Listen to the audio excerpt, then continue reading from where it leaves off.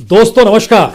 दोस्तों, भारत की संसद में यानी लोकसभा में 122 सांसद ऐसे हैं जिन्होंने अपने प्रोफेशन के आगे एग्रीकल्चरिस्ट लिख रखा है, यानी वह खेती करते हैं। राज्यसभा के भीतर में 229 में से 50 सांसद ऐसे हैं जिन्होंने अपने धंधे के आगे एग्रीकल्चर लिख रखा है, कृषि लिख रखा है, खेती लिख रखा है। तो देश की संसद के भीतर भी तकरीबन 200 सांसदों की तादाद अगर खेती से जुड़ी हुई है और इस देश के भीतर में किसान आंदोलन कर रहा है, और सबसे बड़ा सवाल इस देश के भीतर में यही हो चला है कि क्या वाकई सरकार मान जाएगी, और अगर सरकार नहीं मानेगी तो क्या वाकई किसान खाली हाथ लौट जाएगा, और अगर किसान खाली हाथ नहीं लौटेगा तो यह सब कुछ कितने दिनों तक चलेगा। क्या सरकार बातचीत एक तरफ करेगी और दूसरी तरफ आंदोलन को तोड़ने के लिए सरकार की तमाम एजेंसियां लग जाएंगी, कभी नोटिस जाएगा, कभी छापे पड़ेंगे, ऐसी स्थिति भी आ जाएगी। लेकिन दुनिया एक बाजार है और इस बाजार में जिसे मन चाहे उसे माल बेच सकते हैं आप, और माल खरीद भी सकते हैं। मार्केट इकोनॉमी यानी बाजार अर्थव्यवस्था का एकमात्र मंत्र यही है, खुली अर्थव्यवस्था है। आप अपने माल को लेकर आइए, वो माल चाहे इंडस्ट्री से निकला हुआ हो या फिर खेती से फसल के तौर पर निकला हुआ, उसकी कीमत आपको मिल जाएगी। और इसी मंत्र को हर किसी ने अपना लिया है, चाहे वो विकसित देश हो, चाहे वो विकासशील देश हो, चाहे वो गरीब देश हो। और ऐसे में भारत के भीतर किसान जब 3 सवालों को उठा रहा है, मंडी को खत्म ना कीजिए, एमएसपी दे दीजिए, कॉन्ट्रैक्ट फार्मिंग की दिशा में मत बढ़िए, तो यह तीनों सवाल कहां मायने रखते हैं। लेकिन क्या वाकई ये 3 सवाल इतने मायने रखते हैं कि संसद के भीतर बैठे हुए जो खुद को किसान कहते हैं, वो आने वाले वक्त में अपनी चौखट पर जब पहुंचेंगे तो वहां पर लोगों के विरोध का सामना करना पड़ेगा? क्या ऐसी स्थिति आ सकती है? क्या इस देश के भीतर में वाकई सारा किसान एकजुट हो सकता है, या फिर नोटिस और छापों के जरिए इस किसान आंदोलन को तोड़ दिया जाएगा? और इसके समानांतर की स्थिति यह है, अगर मार्केट इकोनॉमी का अनूठे सच को समझना है तो फिर यकीन जानिए, चाहे वो कॉरपोरेट हो, चाहे पूंजीपति हो, उसकी नजर खेती की जमीन पर है। वो अमेरिका में बैठा हुआ कॉरपोरेट हो या भारत में बैठा हुआ कॉरपोरेट हो, नजर खेती की जमीन पर ही होगी। आज इस बात को भी समझें, उससे पहले जरा समझने की कोशिश कीजिए। 40 लोगों को एनआईए का नोटिस, एनआईए का मतलब होता है नेशनल इन्वेस्टिगेटिव एजेंसी, जो एक लिहाज से देश में किसी भी तरीके से आहत कर रही हो या फिर गड़बड़ी कर रही हो, उनके लिए और उनके खिलाफ काम करने का काम एनआईए का होता है कि उनको वो पकड़े। एक लिहाज से जो देश के खिलाफ होते हैं, एनआईए दरअसल उन्हें पकड़ना चाहती है। लेकिन जिन 40 लोगों को नोटिस थमा दिया गया है, उसमें पत्रकार भी है, उसमें कलाकार भी है, उसमें सामाजिक कार्यकर्ता भी है, उसमें आड़ती भी है, उसमें खेतीहर किसान भी है, और उसमें संगठन यानी नेतागिरी करने वाले किसान भी हैं। उनकी फहरिस्त एक तरफ, दूसरी तरफ पार्लियामेंट की फहरिस्त, तीसरी तरफ दुनिया भर में खेती की जमीन पर नजरें टिकाए हुए कॉरपोरेट। आइए आज इन तीनों को मिला देते हैं और जरा समझने की कोशिश पहले सवाल के साथ, क्या किसान आंदोलन को नोटिस के जरिए तोड़ा जा सकता है? और इस बात का जिक्र एनआईए ने किया है कि जो पैसा आ रहा है वो दरअसल गलत रूट से आ रहा है।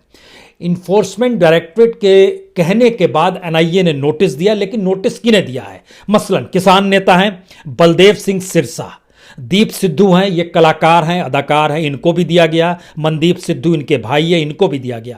3 जर्नलिस्ट हैं, बलतेज पन्नू जो कि पटियाला के पत्रकार हैं, जसबीर सिंह जो कि मुक्तसर साहिब के पत्रकार हैं, तेजिंदर सिंह जो कि अकाल चैनल के पत्रकार हैं, तीनों को नोटिस दिया गया।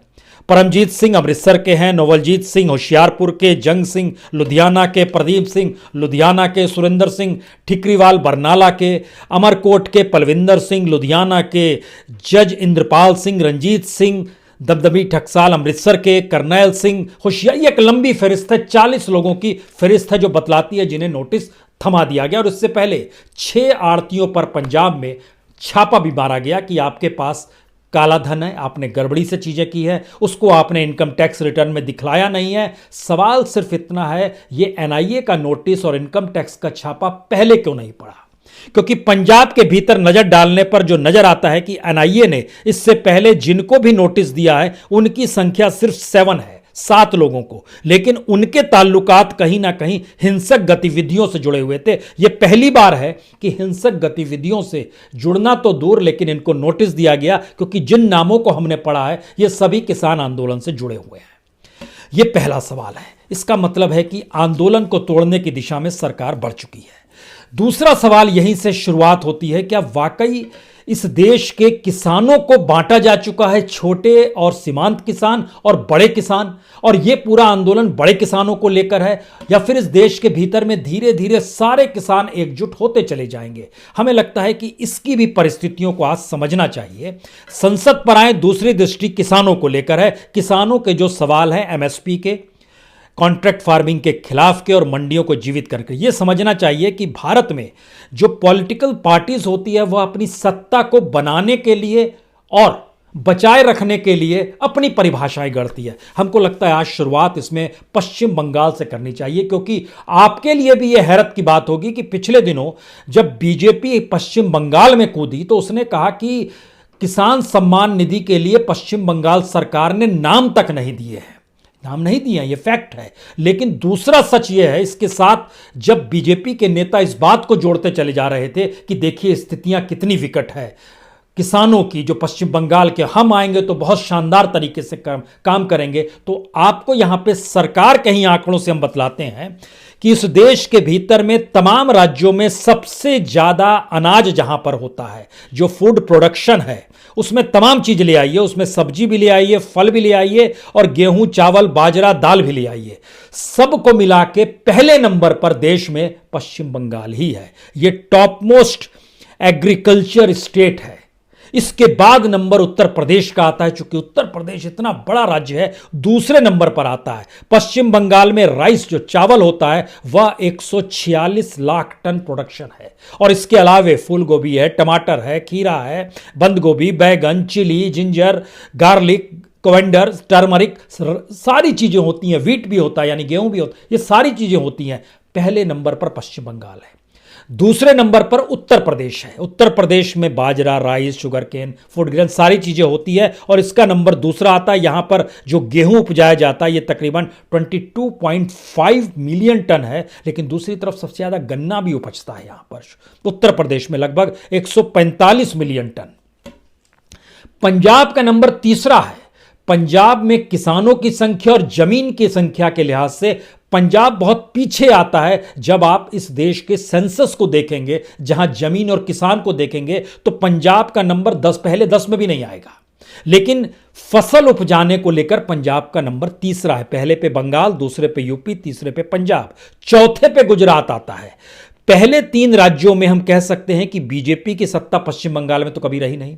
उत्तर प्रदेश में आती जाती रही है, लेकिन बहुत दिन बाद पहली बार आई है। इससे पहले समाजवादी पार्टी और बीएसपी की सरकार हुआ करती थी, तो यूपी भी बीजेपी के जरिए नहीं जाना सकता है। पंजाब में भी बीजेपी की पकड़ नहीं रही है, वहां अकालियों की पकड़ जरूर थी, जो कि अब बीजेपी से ही अलग हो गए हैं।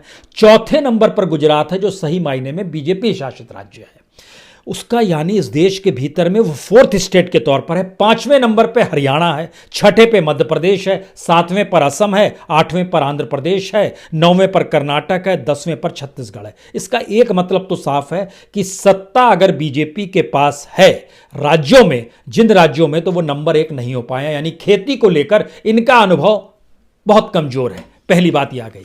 दूसरी स्थिति यह है कि इस देश के भीतर में सबसे ज्यादा किसानों की संख्या उत्तर प्रदेश में है, फिर बिहार में है, फिर महाराष्ट्र में है, फिर मध्य प्रदेश में है, जो 1 करोड़, यही 5 राज्य आते हैं। मध्य प्रदेश में 1 करोड़ किसान है, महाराष्ट्र में 1 करोड़ 52 लाख किसान है, बिहार में 1 करोड़ 64 लाख किसान है, उत्तर प्रदेश में 2 करोड़ 38 लाख किसान है। लेकिन इसका एक दूसरा सच देखिए, जो किसान सम्मान निधि से जोड़ा गया, यह कहकर जोड़ा गया कि हम किसानों के हितकारी हैं, किसानों के साथ खड़े। उत्तर प्रदेश में लगभग 38 लाख किसान किसान सम्मान निधि से बाहर हैं।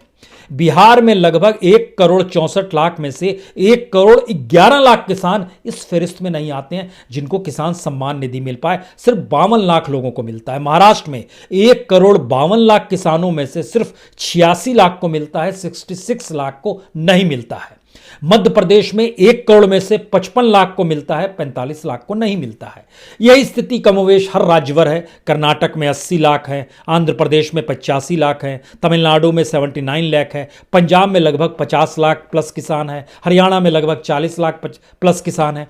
ये सारी परिस्थितियां बतलाती है कि किसी भी राज्य में किसान की इकोनॉमी या एग्रीकल्चर इकोनॉमी को उस राज्य की व्यवस्था नहीं बनाती है, बल्कि अपने तौर पर किसान अपनी जरूरतों को किस रूप में डेवलप कर पाए, यह उसके लिए पश्चिम बंगाल शायद बेहतरीन उदाहरण है।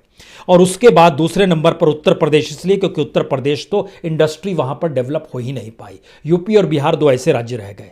पंजाब तीसरे नंबर पर आता है। 93% जमीन फर्टाइल वहां की, जो कि जहां पर अनाज उपजाया जाता है। इसका मतलब फिर यह आ गया कि जिस सिस्टम को इस देश में चलाया जाता है वह सिस्टम खेती के खिलाफ है, और जहां पे वो सिस्टम नहीं पहुंच पाता है, जो राजनीतिक सत्ता और दिल्ली से निकला हुआ सिस्टम या मार्केट इकोनॉमी का सिस्टम है, वहां खेती कमजोर पड़ती चली गई। हम तीसरी स्थिति में आपको लाना चाहते हैं। तीसरी स्थिति इसलिए महत्वपूर्ण है क्योंकि भारत के भीतर में लगातार किसानों की संख्या इसलिए बढ़ी, किसान मजदूरों की संख्या इसलिए बढ़ी क्योंकि कोई सिस्टम इस देश में मार्केट इकोनॉमी को लेकर भी लाया ही नहीं जा सका जिससे इस देश के मजदूरों को लाभ हो। ऐसा नहीं हुआ है। मसलन जैसे हम आपको इमरजेंसी के पीरियड में लिए चलते हैं। इमरजेंसी यानी 1975 में भारत में तकरीबन 7.5 करोड़ किसान थे, और जो जमीन थी खेती के योग्य वाली वह लगभग 16.5 करोड़ हेक्टेयर जमीन थी। यानी एवरेज निकालिएगा तो एवरेज किसानों के हक में 2 हेक्टेयर से ज्यादा आएगा। 1975 2015 में जो आखिरी सेंसस आया, एग्रीकल्चर सेंसस, उसने बताया भारत में किसानों की तादाद लगभग 14.5 करोड़ हो गई, और जमीन जो थी वह घटकर 15 करोड़ हेक्टेयर से नीचे आ गई। यानी एवरेज निकालिएगा तो लगभग 1 हेक्टेयर, सारे किसानों का एवरेज, इसमें छोटे सीमांत अलग